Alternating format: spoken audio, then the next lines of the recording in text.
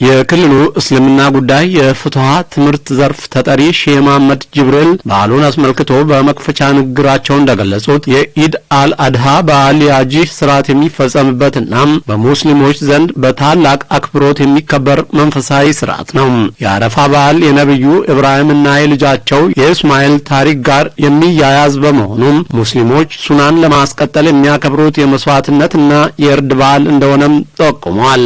የአረፋ በዓል የመስዋዕትነት ታሪክ ከነብዩላህ ኢብራሂም ልጃቸው እስማኤል የሚያያይዝ በመሆኑ ሙስሊሞች ያንን ሱና ለማስቀጠል የሚያከብሩት የመስዋዕትነትና የእርድ በዓል ነው።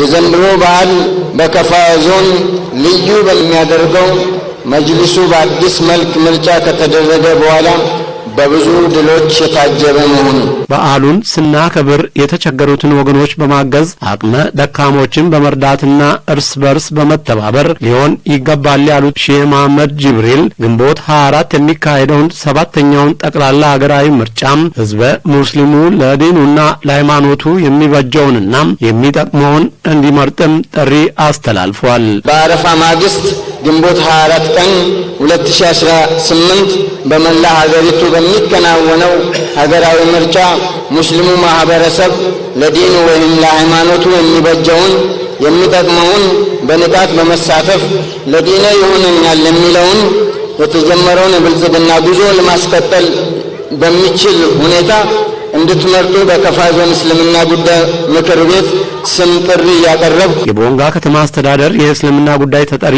ኡስታዝ አይደር ሁሴን በበኩላቸው የዘንድሮውን በዓል ስናከብር የአላህን ተልእኮ ተግባራዊ በማድረግና የተቸገሩትን ወገኖች በመርዳት ሊሆን ይገባል ብለዋል። በማህበራዊ ህይወታችን ውስጥ መረዳዳትና አብሮነትን የምናጎላበት የምክክርና የፍትህ እሴቶችን የምናጎለብትበት ልዩ አጋጣሚ ነው። ይህ በዓል እናታችን ሀጀራ ከልፋትና መከራ በኋላ የተቸረችውን ጸጋ በራሷና ከራሷና ከልጇ አልፎ ለዓለም ይበቃ ዘንዳ ዘመን ተሻጋሪ ታሪክ የፈጸመችበት ኩነት መታሰቢያ ነው። የዘንድሮውን 1447ኛውን የኢድ አልአድሃ በዓል ስናከብር የሙስሊሙ ጥያቄ መመለሱንና የመስጊድ ግንባታ በጀመርንበት ወቅት በመሆኑ ለተደረገላቸው ድጋፍ ምስጋና አቅርበዋል። የእስልምና እምነት በኢትዮጵያ ከቀደምት ሃይማኖቶች መካከል አንዱና የሰላም የመቻቻል የአብሮነት በፍጹም ቅንነት ፈጣሪ የሚመለክበት ሃይማኖት ነው ያሉት ደግሞ የካፋ ዞን ዋና አስተዳዳሪ አቶ እንዳሻው ከበደ ናቸው። የእስልምና እምነት በኢትዮጵያ ከቀደምት ሃይማኖቶች መካከል አንዱ ሲሆን የሰላም የፍቅር የመቻቻልና የአብሮነት በፍጹም ቅንነት ፈጣሪ የሚመለክበት ሃይማኖት ነው። የኢድ አልሃ በዓልን በሙስሊሙ ማህበረሰብ ዘንድ ከሚከበሩት በዓላት አንዱ ሲሆን በእስልምና እምነት ተከታዮች ዘንድ ታላቅ መንፈሳዊ ትርጉም ያለው ክብረ በዓል ነው። በለውጡ መንግስት ጠንካራና የተባበረች ኢትዮጵያን ለመገንባት የሙስሊሙ ማህበረሰብ እያበረከተ ላለው ሁለንተናዊ አስተዋጽኦና ድጋፍም ምስጋናቸውን አቅርበዋል። ዋና አስተዳዳሪው በተለይ በለውጡ መንግስት ጠንካራ የተባበረች ኢትዮጵያን ለመገንባት የሙስሊሙ ማህበረሰብ እያበረከተ ላለው ሁለንተናዊ አስተዋጽኦና ድጋፍ ከልብ ምስጋና እናቀርባለን። የሙስሊሙ ማህበረሰብ በሰላም ግንባታ፣ በልማት ስራዎች፣ በማህበራዊ አብሮነትና በሀገር አንድነት ዘርፍ ያለው አስተዋጽኦ እጅግ የሚያኮራ ነው።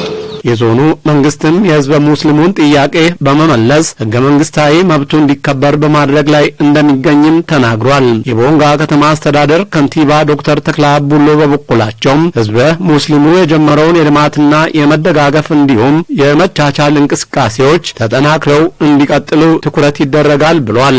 ሙስሊሙ ማህበረሰብ ለቦንጋ ከተማ ሰላም፣ ልማትና ማህበራዊ ትስስር እያበረከተ ያለው አስተዋጽኦ ሁሉ ጊዜ የሚደነቅ ነው። አጠናክራችሁ እንደምትቀጥሉ ጥርጥር የለኝም።